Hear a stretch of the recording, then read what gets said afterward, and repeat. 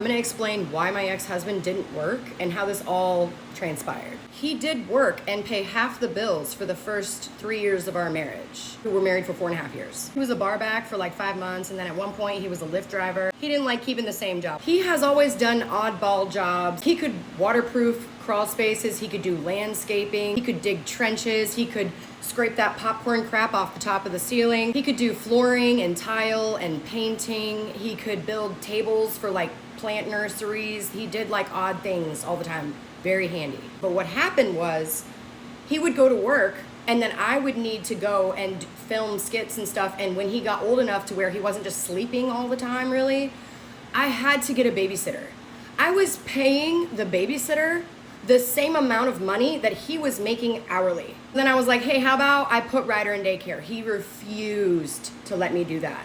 He said he was too young to do that. He didn't want a daycare raising our child. And I said, okay, well then your other option is to stay at home with him, because I'm not gonna be paying a babysitter for you to go and make the same exact amount of money. We both realized that my time was worth way more monetarily than his was. So he just quit his job and I started paying all of the bills. I think that emasculated him a little bit, and I don't think that was the smartest decision. I think we should have put him in daycare. He was really bad with money. One day he called me on the phone and was like, hey, can I borrow $20,000?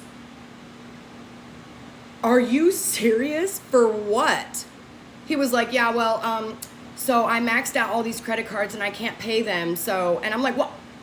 Besides maxing out all these credit cards on dumb stuff, he took out a $10,000 loan without speaking to me first. I thought he was spending the money that he was making from work. When I found that out, the disrespect that I felt, and now you want me to bail you out. I said, look, you got yourself into this situation that you're in right now without me because you didn't speak to me about any of this, so you're gonna get yourself out without me. Anyway, after we moved to Raleigh, we put Ryder in daycare, and I was like, okay, go ahead, go get a job.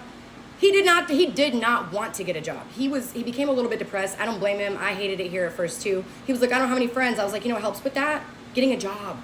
So, but he refused. I said, and if you don't want to, that's fine. We'll have you do stuff around the house and you'll save me a lot of money by you doing it instead of me having to pay somebody else to do it. That didn't work out. All he ended up doing was just sitting at home, moping about how he missed Charlotte and missed his friends. But he was the one that wanted to move here. He was the one that got me approved for the house.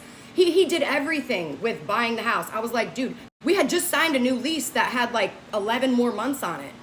But I paid to break it because he wanted to move here so badly. But whatever, I mean, I'm happier and better off now anyway, so I'm not mad about any of it.